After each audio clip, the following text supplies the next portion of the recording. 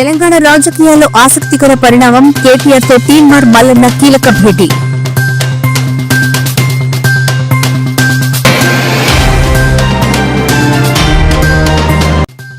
నేడు బాపట్ల జిల్లా మేదరమెట్లలో పర్యటించిన ఏపీ మాజీ CM YS Jagan. YV Subbareddy తల్లి పార్థివ దేహానికి నివాళులు అర్పించిన వైఎస్ జగన్ తల్లి విజయమ్మ. నేటి నుంచి ఏపీలో వంటిపూట బడుల ట్రైనింగ్స్ ను మధ్యాహ్నం 1:30 నుంచి సాయంత్రం 5 గంటల వరకు నిర్వహించాలని ఆదేశాలు జారీ.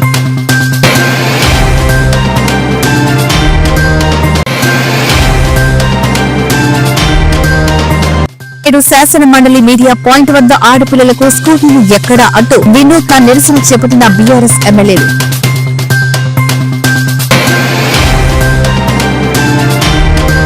తెలంగాణ రాజకీయాల్లో ఆసక్తికర పరిణామం చోటు చేసుకుంది. అసెంబ్లీలో బీఆర్ఎస్ ఎల్పీలో బీఆర్ఎస్ వర్కింగ్ ప్రెసిడెంట్ కేటీఆర్, మాజీ మంత్రి హరీష్ రావుతో ఎమ్మెల్సీ తీన్మార్ మల్లన్న సమావేశమయ్యారు. ఈ సందర్భంగా బీఆర్ఎస్ నేతలతో తీన్మార్ మల్లన్న బీసీ బిల్లుపై చర్చించారు. బీసీ బిల్లుకు కేంద్రం చట్టబద్దత కల్పించేలా ఢిల్లీ వేదికగా తాము చేయబోయే ధర్నాకు మద్దతు ఇవ్వాల్సిందిగా బీఆర్ఎస్ నేతలను తీన్మార్ మల్లన్న కోరారు.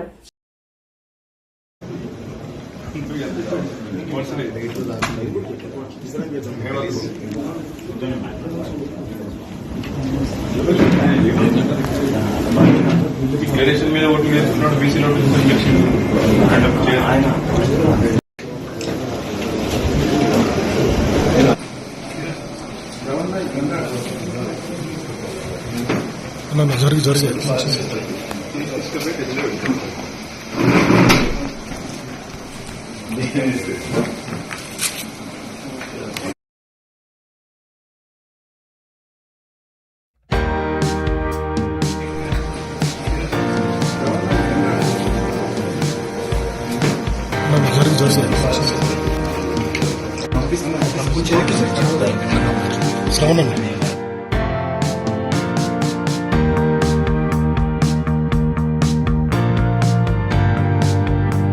సిపి అధినేత మాజీ సీఎం వైఎస్ జగన్మోహన్ రెడ్డి బాపట్ల జిల్లా మేదరమెట్లకు బయలుదేరి వెళ్లారు. ఈ పర్యటనలో భాగంగా ఏపీ వైవీ సుబ్బారెడ్డి తల్లి పిచ్చమ్మ పార్థివ దేహానికి నివాళులు అర్పించారు. వైఎస్ జగన్, వైవీ సుబ్బారెడ్డి కుటుంబ సభ్యులను పరామర్శించారు జగన్.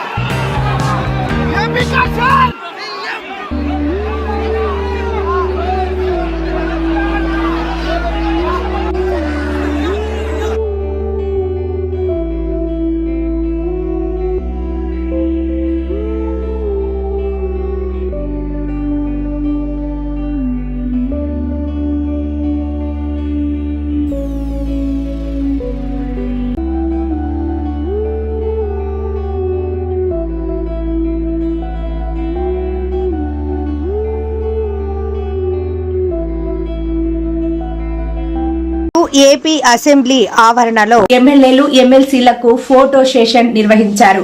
మొదటి వరుసలో CM Chandrababu, deputy CM Pawan Kalyan, speaker Ayyanna Patrudu, deputy speaker Raghurama Krishnaraju, మంత్రులు పాల్గొన్నారు. సీనియారిటీ ప్రకారం ఎమ్మెల్యేలు 2, 3, 4 వరుసల్లో కూర్చున్నారు. అనంతరం ఎమ్మెల్సీల ఫోటో సెషన్ జరిగింది.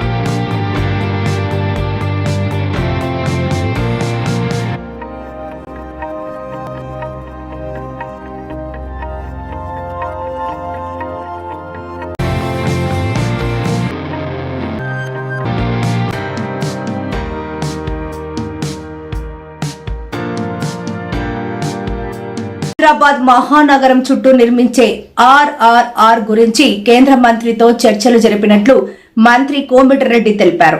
ఆర్ఆర్ఆర్ దక్షిణ భాగం అలైన్మెంట్ పూర్తి చేసి పంపుతామని చెప్పినట్లు వెల్లడించారు. శాసన మండలిలో మంత్రి మాట్లాడుతూ ఈ ప్రాజెక్టు పూర్తయితే హైదరాబాద్ రూపురేఖలు మారిపోతాయన్నారు.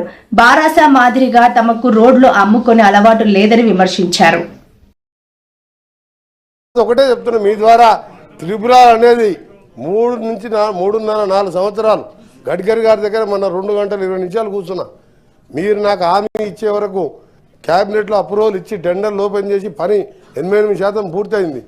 సౌత్ది కూడా 3 మంత్స్లో మేము అలైన్మెంట్ ఫిక్స్ చేసి పంపుతామని హామీ ఇచ్చాం. తప్పకుండా పూర్తి చేస్తామని మా గౌరవ సభ్యులు అడిగిన ప్రశ్నతో పాటు మీ అందరి ద్వారా తెలంగాణ ప్రజలు తెలియజేసుకు 60% ఈరోజు తెలంగాణ అర్బనైజ్లో ఈ త్రిపుల్ అయితే హైదరాబాద్ రూపురేఖలే మారిపోతుంది. ఈరోజు తప్పకుండా దాన్ని చెప్పిన టైం పూర్తి చేస్తాం. మీలాగా మాకు రోడ్లు అమ్ముకునే అలవాటు లేదు, ఏం అలవాటు లేదు. దయచేసి మీరందరూ కూడా ఎక్కడెక్కడ ల్యాండ్ ఎక్విజిషన్ ఉంటే సపోర్ట్ చేయండి. సౌత్ భాగంలో ల్యాండ్ ఎక్విజిషన్ అవసరం ఉంటుంది. మేము మంచి రేటు, మార్కెట్ రేటు కూడా మంచి రేటు ఇస్తాం రైతులకు. ఎక్కడ కూడా రైతులకు ఇబ్బంది పెట్టాం. కానీ మీరు అధికారుల మీద దాడులు చేపించి మా అభివృద్ధిని అడ్డుకోవద్దని మీ ద్వారా వారికి విజ్ఞప్తి చేస్తాం. Okay, thank you. MP DK Aruna ఇంట్లో చోరీ కేసులో పోలీసులు పురోగతి సాధించారు. ఎంపీ ఇంట్లోకి చొరబడ్డ నిందితుడిని ఎట్టకేలకు పోలీసులు అదుపులోకి తీసుకున్నారు.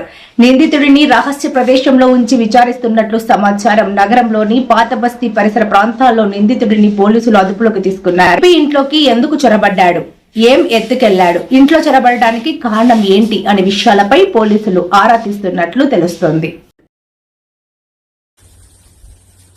ఇది కిచెన్, ఇదేమో డైనింగ్ హాల్ అని పోతుంది. ఇక్కడేమో కిచెన్ బయటికి పోతుంది, వాషింగ్ ఏరియా ఉంటుంది. ఇక్కడ కిటికీ ఉంది ఒకటి. ఆ కింద కిటికీ వలగొట్టుకొని దాంట్లో తీసేసి ఇప్పేసి మొత్తం వాడు బ్రేమ్ ఇప్పేసి దాంట్లోకి వెళ్ళి నడుపుకుంటూ వచ్చింది.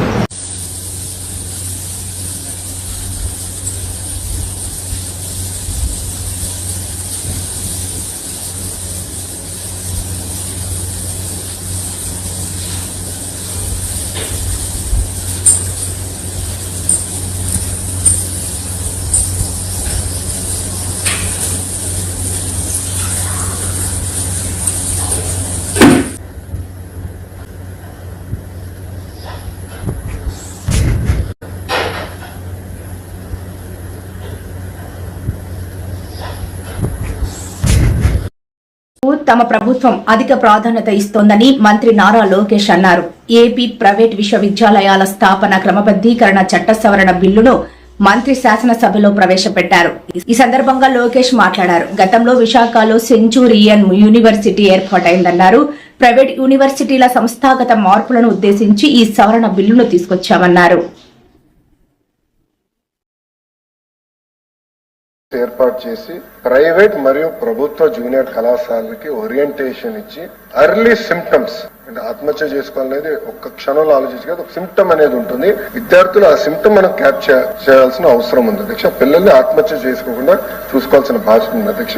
కేవలం జూనియర్ కళాశాల నుంచి విశ్వవిద్యాలయాల వరకే కాకుండా ఈవెన్ స్కూల్ ఎడ్యుకేషన్ లో కూడా అధ్యక్ష. ఇప్పుడు సెక్షువల్ హెరాస్మెంట్ ఇష్యూస్ వస్తున్నాయి. ఇవన్నీ కూడా ఏంటంటే స్కూల్ ఎడ్యుకేషన్ లో కూడా ఈ రోజు మేము కొన్ని కౌన్సిలర్స్ సుమారుగా 280 కౌన్సిలర్స్ మేము నియమించాం. వాళ్ళని టీచర్లు కూడా ఉపాధ్యాయులు కూడా ట్రైనింగ్ ఇస్తారు అధ్యక్ష. ఎర్లీ సిమ్టమ్స్ ఏంటి, ఈవెన్ సెక్షువల్ హెరాస్మెంట్ కూడా అంటే బిహేవియర్ లో మార్పు వచ్చిందా పిల్లల్లో అది చూసుకుని క్యాచ్ చేసి అదే ఎస్కలేట్ చేస్తే ప్రాపర్ కౌన్సిలింగ్ చేయాలని లక్ష్యంతో మేము పనిచేస్తాం. మొదటిది. రెండోది QPR ఇన్స్టిట్యూట్ US అధ్యక్ష. ఇది one of the best institute. ఇది ఆత్మహత్యలు నివారించడానికి one of the best institute.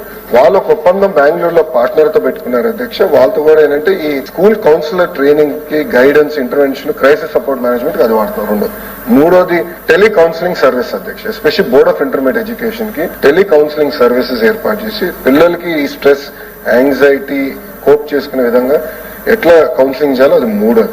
అదే విధంగా ప్రభుత్వ డిగ్రీ కళాశాలకు వచ్చి మెంటర్ మెంటీ సిస్టమ్ కూడా తీసుకొస్తాం జరిగింది అధ్యక్ష. అంతేకాకుండా మన ప్రభుత్వ అధికారంలోకి వచ్చిన తర్వాత ప్రభుత్వ జూనియర్ కళాశాలని బలోపేతం చేయాలని లక్ష్యంతో మేము పనిచేస్తున్నాం. 10వ తరగతి పరీక్షల నేపథ్యంలో ఎగ్జామ్ సెంటర్లు ఉన్న స్కూళ్లలో అధికారులు మధ్యాహ్నం పూట బడులు నిర్వహిస్తున్నారు. ఉదయం 9:30 10వ తరగతి విద్యార్థులకు పరీక్ష మొదలవుతుండగా మధ్యాహ్నం 12:45 గంటలకు పరీక్ష పూర్తవుతుంది.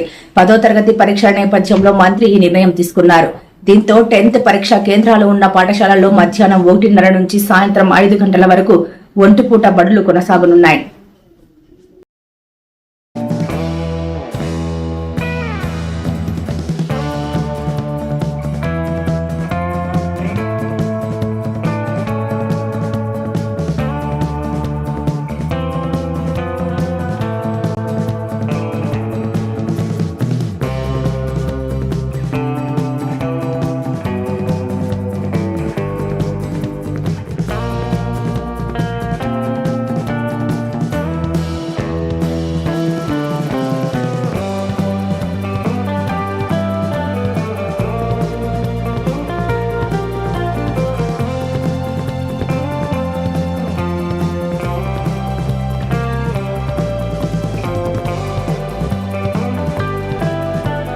ఖైరతాబాద్ ఎమ్మెల్యే దానం నాగేందర్ సంచలన వ్యాఖ్యలు చేశారు. తనకు తెలియకుండానే తన నియోజకవర్గంలోని ఓ ఈద్గా గ్రాండ్ వద్ద సబ్ స్టేషన్ కు శంకుస్థాపన చేశారని, తాను వెళ్లి దాన్ని పగలగొట్టానని చెప్పారు.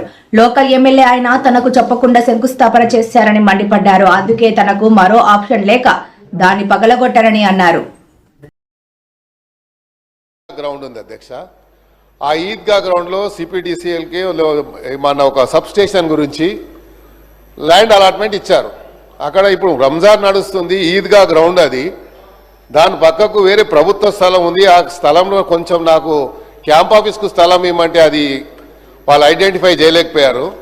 సబ్ స్టేషన్కు నేను లోకల్ ఎమ్మెల్యే ఉంటే నా నాలెడ్జ్ లేకుండా నేను ప్రివిలేజ్ నోటీస్ ఇస్తే కూడా యాక్షన్ తీసుకుంటారో లేదో అని చెప్పి మీరు చెప్తా ఉన్నాను. ఎందుకంటే ప్రివిలేజ్ మోషన్ ఇచ్చేటువంటి నాకు నా హక్కు ఉంది కాబట్టి, నా ఫండమెంటల్ రైట్ కాబట్టి నేను చెప్పొచ్చు. కానీ నా ప్రమేయం లేకుండా, నా యొక్క ప్రెజెన్స్ లేకుండా అక్కడ ఫౌండేషన్ వేశారు.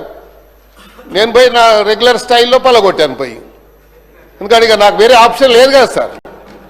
ఆప్షన్ ఉన్నప్పుడు అంటే వేరే తీరు చెప్పొచ్చు.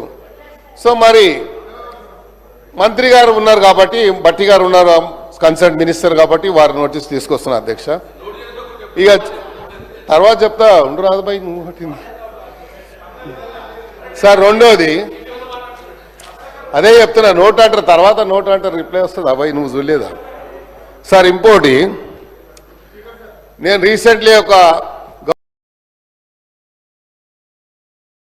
లక్షలాది మంది ఫాలోవర్లు ఉన్న సోషల్ మీడియా ఇన్ఫ్లుయెన్సర్లు సైతం కాసులకు కకృతిపడి బెట్టింగ్ యాప్లను ప్రమోట్ చేస్తూ యువతను తప్పుదోవ పట్టిస్తున్నారు. దీనిపై స్పందించిన సజ్జానార్ బెట్టింగ్ యాప్ల ప్రచారం వల్ల అమాయక ప్రజలు ప్రాణాలు తీయొద్దని విజ్ఞప్తి చేశారు. అన్ఎథికల్ బిజినెస్ చేస్తే మనము అంతా ఇబ్బంది అన్నది తెలియాలి. మళ్ళీ డబ్బులు ఎక్కడి నుంచి వచ్చింది వాళ్ళంతా, ఇది ఒకటే కాదు కదా, మళ్ళీ ఏజెన్సీస్ వేరే ఏజెన్సీస్ కూడా వస్తావు ఎట్లా అని చెప్పి దాన్ని పెద్ద నెక్సెస్ ఉండడంతో బయటపడాల్సి వస్తుంది. వాళ్ళు చాలా సమస్యలు పడిపోతారు. సో వాళ్ళు కాకుండా వాళ్ళ ఫ్యామిలీని కూడా సమస్యలు పడిపోతారు. సో అందుకు మీరు అందరూ కూడా అర్థం చేసుకోవాలి. మీరు మనము మంచి రీతిలో మనము బతకాలి, కానీ అనవసరం మనం ఇలాంటి ఇల్లీగల్ అన్ఎథికల్ బిజినెస్ చేస్తే మనము అంతా ఇబ్బంది పడాల్సి వస్తుంది. సైబరాబాద్ సిపిగా మీరు పనిచేసినటువంటి కాలంలో చాలా సాఫ్ట్వేర్ కంపెనీలతో చాలా మందితో ఇంకా మంచి సంబంధాలు ఇంకా వాళ్ళతో ఉన్నాయి. సో ఇక వీళ్ళని కూడా కలుపుకొని, ఇలాంటి కంపెనీస్ కూడా కలుపుకొని అవేర్నెస్ ఇంకా మరింత ముందుకు తీసుకెళ్ళేటువంటి అవకాశం ఉంది. మనం అలా కూడా ఎవరు చేస్తున్నారు. ఆల్రెడీ చాలా మంది నేను చెప్పడం జరిగింది, వాళ్ళు కూడా ఇంటర్నల్గా చేస్తున్నారు. ముఖ్యంగా ఏమంటే ఆ ఒక్క ప్రజలకు తెలియాలి, ఇదంతా ఫేకు, ఇదంతా ఒక ఏదో డబ్బులు వస్తుందని చెప్పి ఒక భ్రమలో దింతారనేది. సో సాఫ్ట్వేర్ ఎంప్లాయీస్ కావచ్చు, రూరల్ కావచ్చు, ఎవరు అన్ని రంగాల వాళ్ళు ఇన్వాల్వ్ ఉన్నారని చెప్తున్నాను. సో మనం ఒక్కటే కాదు, ప్రజలందరూ కూడా చైతన్యం కావాల్సిన అవసరం ఉంది. ఇప్పుడు ఐపీఎల్ మ్యాచ్ కూడా రాబోతుంది, అది కూడా అందుకు అందుకు నేను కూడా అందుకు ఈ లాస్ట్ 1 వీక్ నుంచి బికాజ్ ఐపీఎల్ వస్తుంది, ఇంకా చాలా మంది దాంట్లో పోయే అవకాశం ఉందని చెప్పి ముందు నుంచే క్యాంపెయిన్ ని చాలా ఎక్కువ చేయడం జరిగింది. మీకు ఎలాంటి రెస్పాన్స్ వస్తుంది సార్? కాల్స్ కానివ్వండి, ఇంకా యూట్యూబర్స్ దగ్గర నుంచి చాలా మంది వస్తుంది. చాలా మంది ఆంధ్ర, తెలంగాణ నుంచి కూడా మెసేజ్ పంపిస్తున్నాను. అవును సార్ మీరు చెప్పింది కరెక్ట్. తెలంగాణ ముఖ్యమంత్రి రేవంత్ రెడ్డిని ఇల్లందు మాజీ ఎమ్మెల్యే సిపిఐ ఎమ్మెల్యే నేత గుమ్మడి నరసయ్య కలిశారు. ఈ రోజు అసెంబ్లీ ప్రాంగణంలో ఆయన ముఖ్యమంత్రిని కలిశారు. రేవంత్ రెడ్డికి గుమ్మడి నరసయ్య ఒక లేఖను అందజేశారు. మాజీ ఎమ్మెల్యేను రేవంత్ రెడ్డి ఆప్యాయంగా పలకరించారు.